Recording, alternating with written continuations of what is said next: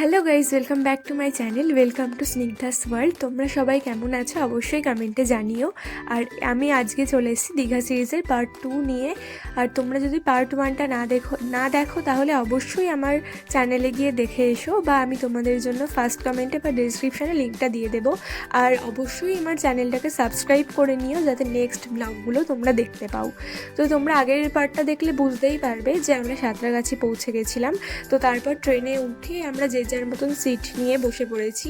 যদিও আমরা 12 জন ছিলাম আর আমাদের সিটগুলো একদমই একটা কম্পার্টমেন্টে পড়েনি, কিন্তু আমরা একটু ম্যানেজ করেছি। তারপরে দেখলাম যে ট্রেনটা ফাঁকাই ছিল, ওই জন্য আমরা লাস্টে সবাই একজন এক একটা সিট নিয়ে যেতে পেরেছি। মানে যেহেতু সবাই অনেকটা ভোরবেলা উঠেছিল ওই জন্য সবাই একটু টায়ার্ড ছিল।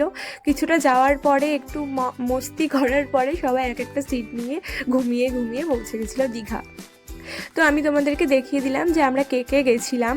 আর আমরা ট্রেনে উঠে চা, কফি, মুড়ি, ঘুগনি, পাঁপড়, আমলকি যা ওঠে তাই তাই খেয়ে, মানে খাওয়া ছাড়া তো ট্রাভেল অসম্পূর্ণ, রাইট? তো তারপর এখানে বনুর সাথে আমি একটু খেলা মস্তি করে নিলাম।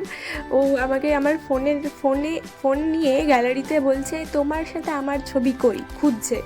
মানে আমরা যেমন নিজেদের ছবি দেখি, ও নিজের ছবি, মানে সবার ছবি বাদ দিয়ে নিজের ছবিটা ভালো করে দেখছে।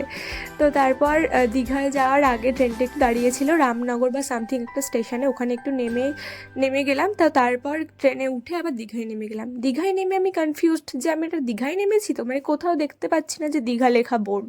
তো দেখলাম যে তারপরে অনেকটা দূরে একটা বোর্ড আছে, আর এখানে সবাই হাত পেতেছে আমলকি খাওয়ার জন্য, প্রসাদ খাওয়ার জন্য নয়। দেখে মনে যেন প্রসাদ খাচ্ছে, সবাই আমলকি বা হজমোলা সমস্ত খেতে পাগল একদম। তো তারপর আমরা হোটেলে পৌঁছে গেলাম এবং একটু রেস্ট নিয়ে চলে গেলাম সমুদ্রে। তো নেক্সট ব্লগগুলোর জন্য অবশ্যই আমার চ্যানেলটাকে সাবস্ক্রাইব করে দিও, এই ভিডিওটাকে লাইক করে দিও, কমেন্ট করে দিও আর শেয়ার করে দিও। তো টাটা, দেখা হচ্ছে নেক্সট কোনো ভিডিওতে।